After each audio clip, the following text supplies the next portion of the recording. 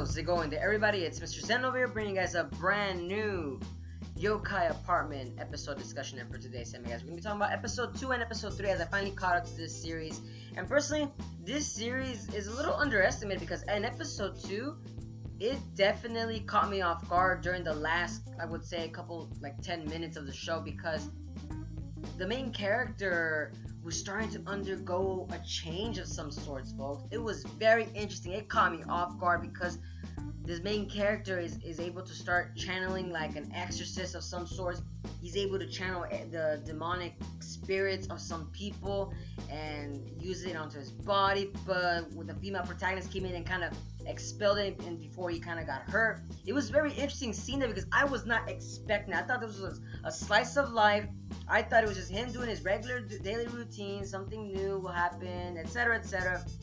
But no, it actually kind of changed directly into a different thing, because then it leads on to episode 3 where they focus more on the spirits of everybody else in the house. The main cast just keeps going more and more and more, that it kind of makes, you could tell the author is trying to, either the author or the animators, I'm not too sure, I haven't read the manga yet, but you can tell they're trying to pinpoint themselves into starting maybe an arc of some sort, because they're trying to bring in so many characters in order to start something new, or at least get like a plot going on. Even though the main character, the first episode, it felt like it was a lot going on for the main character in the first episode. So now episode 2 and episode 3, there's a lot more things going on. And episode 3, that one actually also took me by surprise too, folks. Holy cow, that episode was definitely a tear breaker, because we see the little boy Cudi. We get a whole backstory into him, folks. A whole freaking backstory that his mother abandoned him. She was mistreating him. The boy died without learning any love. And we see like the fox kitsune spirit, Akane, actually takes care of him like his own child. You know, we see all this, and you know, we see this paternal bond going on between Cudi and everybody else going on.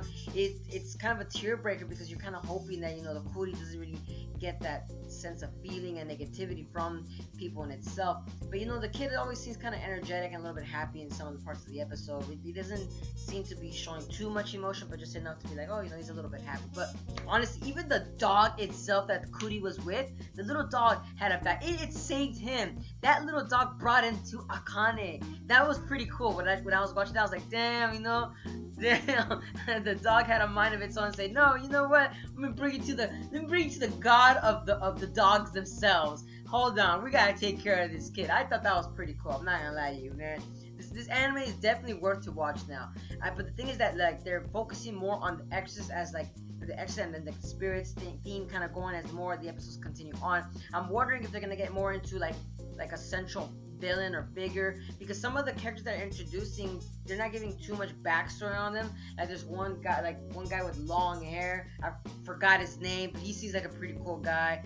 We got like another character that has like a missing eye patch. We got a voluptuous woman now. Like I said, we're getting so many characters in this specific anime now that I'm wondering as to how they're gonna play a role. And I'm kind of interested, because if it's a comedy, how are they gonna be incorporating that into a comedy? Is the voluptuous woman gonna be turned out to be like some kind of like gambler, and she's gonna lose all the money, and they're gonna go into some kind of rampage, and they're gonna not rampage, but more, let's say, like into a store that involved them getting somewhere. Which, by the way, they kind of were focusing also in a sense that the ghosts, they can be tangible only in the apartment itself, not outside. After outside, there's nothing else there, but only when he's in, main characters inside the apartment, they're only tangible there, which makes it kind of interesting, because I was wondering about that, because some parts in the early episode I was kind of looking at it, I'm like, wait a minute, the main character was touching them, so wait, like how were they ghosts? But it seems to make sense now as to how the episodes are continuing on. But I can't wait for the next episode, folks. I want to know as to what other story they're gonna involve themselves in,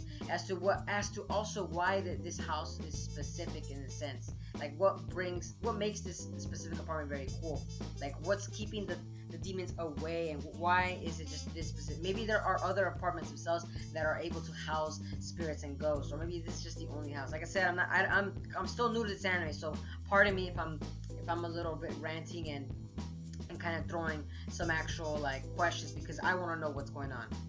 Youkai apartment, definitely need to watch though, folks.